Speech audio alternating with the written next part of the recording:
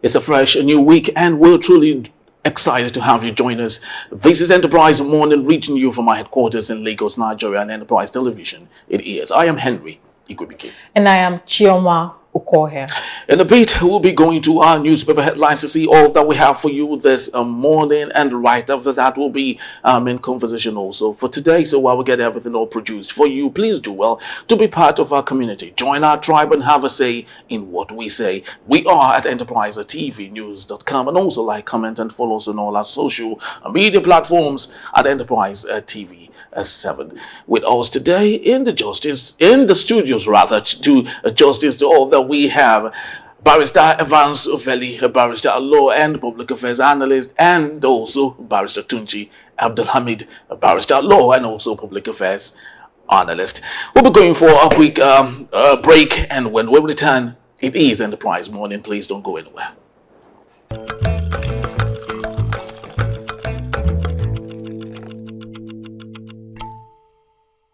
All right, let's kick off our newspaper reviews today with the Punch newspaper. What do we have, Juma? Yeah, the big story here. Petrol scarcity set to worsen as Nnpcl admits $6 billion debt. We have about 2 riders to that particular story. First rider's debt to petrol suppliers has caused financial strain. PMS supply threatened coming from Nnpc. And the sub-rider, petrol queues spread. Motorists lament as few marketers decry PMS shortage. And at the top street, Dangote refinery, petrol ready for rollout. Details are on page 2. All right, but particularly let's go to what made a very interesting story here. And it's on the secret network of dispatch riders transporting hard drugs, sacrifice items for customers. Barrister Tunji Abdulhamid, we are living at a time when e-commerce is the main thing now, and of course we can't talk about the e-space without dispatch riders who commute between one point or another just to ensure that products are given to people who need them, the recipients that is. But of course, there's been this call that these same riders have been found guilty of transporting illegal items. I want you to speak on this, especially as it connects to sustainable economy in the e-commerce ecosystem. Well, I think you can't, that cannot be an isolated case in Nigeria, because every aspect of our life now is about trying to play fast. In other words, whatever you are doing, you want to show that you are doing it, and you can also look at a way of making more money in it. Yes, it's true. I've seen so many cases in that. In fact, I was in court one day when somebody was arraigned in court for similar thing like this, that he was given although he claimed that he didn't know what was in it, that it was given to him. But you see, that is ingenuity of Nigerians. They know how to do. I've seen a situation whereby also a case where a food was sent to somebody. In that food, there are illegal item inside it. He didn't know. It was when the thing fell down and he poured and he told me, he said, just pack it there. Just pack it. That's when he realized that there's something else in it. So, but for me, the situation is a Nigerian thing. Not only Nigerian thing. But in Nigeria, we are having this situation because of the lack of coordinated security arrangements. We don't have all this technology to secure anybody or to do anything. We don't monitor anything, and then that's what we're having now. We have a situation in our hands where you can't trust anybody again, whether car transportation, whether vehicle, even bicycle. You can't trust. You see them go from an estate, just small bicycle. Some people see them as being used to transport a drug or something or that product. So it's a menace that we need to look seriously into, and it's becoming difficult because we don't have the structural plan to check this. And probably there's no way to go. You do not. The economy. Some of them will believe that this grows economy because they will make more money from it. There's some people they are transacting business and making, so they see it as a way of improving their welfare, improving their life, improving their economic situation. So it's a threat to the business because people see it as a way of circumventing the the normal way of doing things in terms of creating illegality in it. Okay. I say that's true. Thank you, Barrister Tunji. Now, over to you, Barrister Feli. If we would go down memory lane with our government, they most times introduce policies that most times affect the poor, shall small businesses. Yes. Because before now, there's this plate Nigerians used to eat before now, the foam plate, I've forgotten what they call it, saxophones or something. Now, they introduced a policy that actually made some businessmen actually lose millions of naira. Now, do you see this issue hindering or bringing up policies that a lot of dispatch riders or dispatch companies might lose or fall out of business with time? Yes, how did we even get to the expansion of this dispatch riding thing? It was when they banned Okada. And the government now said that dispatch riders are exempted. So many people went into the business. Given that they cannot ride Okada again, or they can't buy Okada and give to people, they now bought the same Okada, but now they just attach a box. There was a case of a guy who was caught somewhere, I think in Mushi or there, I can't remember the place. In that dispatch riding machine, they found a baby there. They moved from one location to the other. So the fact that government is making policy on the economy will not reduce criminality. Okay, so if government make a policy, criminals will find a way to tie their criminality around the policy in such a way that so criminality is criminality. What I think we should do is that the security agencies should extend search to all courier services. Should extend search. Search, scanning, electronic scanning of those. They have authority to do so. How pragmatic it is with our low level of technology. No, the same way you do stop and search now for vehicles. Police do stop and search for vehicles. Yeah, they do in this one too. Yeah, but I'm saying we should use electronic means this time around.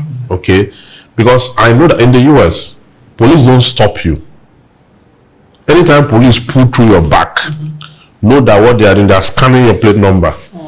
And to show them your name, your address, whether you have been paying insurance on that car, because it is illegal to take a car and put on the road abroad, in the US, UK, without insurance.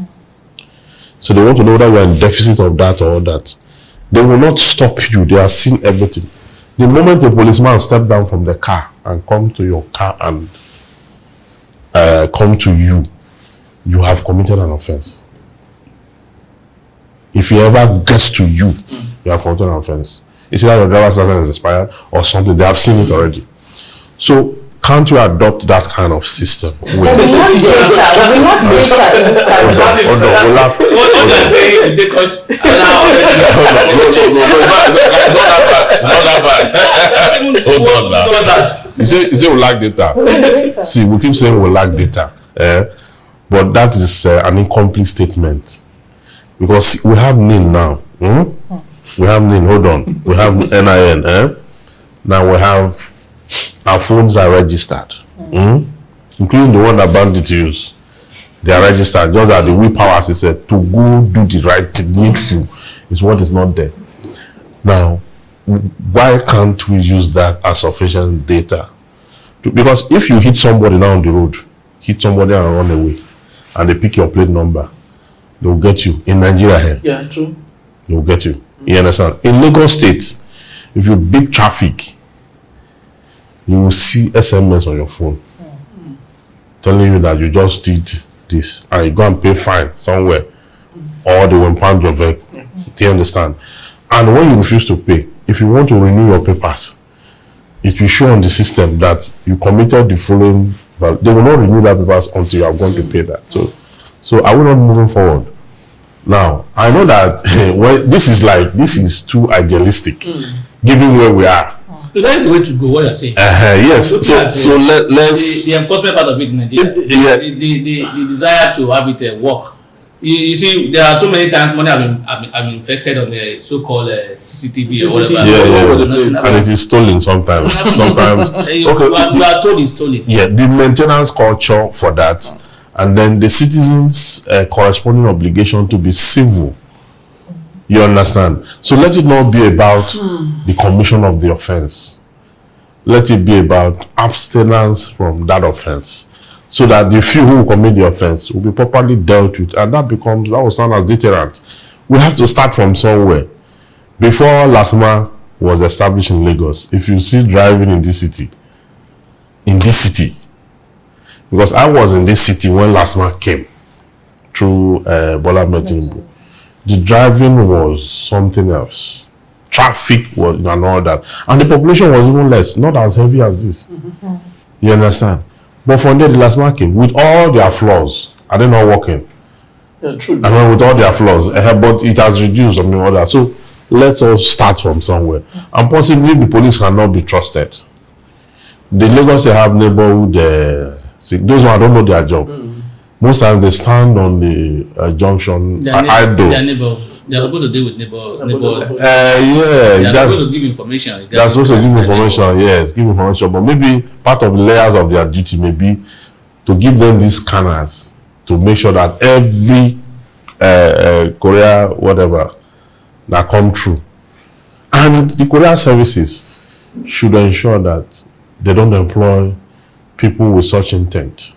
Well, the truth of the matter remains that some of the, I'll call them Ivy League courier companies, they are very, very sure of the content that they take and they deliver. So I want to believe if others could equally follow the same route, I want to believe it will equally solve the problem. Yeah, there must be regulation, serious regulation.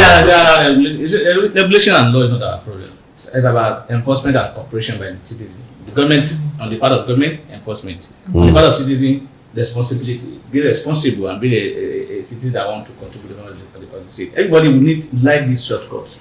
You just want to make money at the expense of others. That's what we do. And you see, those that will be asked to enforce the project, they will align themselves with them, and then they will be working together. That's why you see those boys that will knock your door or your window while driving. Will be somewhere here, and the police will be somewhere there, and nothing will happen. So that's they will see do it. And then in the evening when you are coming, or sometimes you see them and the police discussing together. Discussing.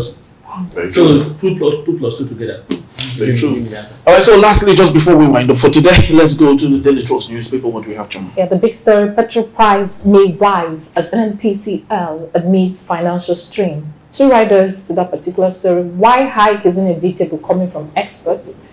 And lastly, Nnpcl demands listing of oil firm on stock exchange. Well, I don't know how far that will go in helping the problem, but on the bottom strip of the same newspaper here, concerns over Bajabiamila's oversight of agencies. Yes. So let's take a look at the petrol scarcity that we have, particularly on Nnpcl demanding listing of oil firms on stock exchange. How far will this go, Barrister Tunji Abdulhamid? Yeah, before I go into that, let me say that, look, you see, we have said it before now, that our problem in the petroleum industry is not about subsidy. It's about lack of accountability and lack of transparency. You know, before now, the Nnpcl have been telling us different stories regarding why we're having this scarcity.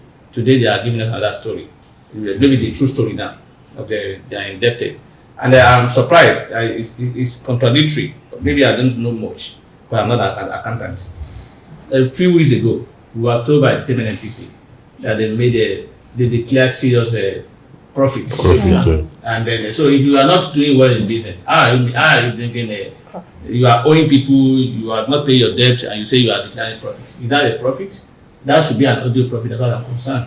So for me, the insincerity of the part of Nnpcl, lack of accountability on the part of Nnpcl, and the fact that, look, today, even the president of the nation, if they ask him, Mr. President, how many fuel do we consume in a day? The crude oil we produce, how many do we discharge in a day? He will not be able to answer it. He doesn't know. So how can we say subsidy exists or this is that? The point is that the Nnpcl has shown serious lack of capacity, and they've not come out clean now to say, look, we don't have capacity to sustain this. So I am afraid. Be prepared for more hardship.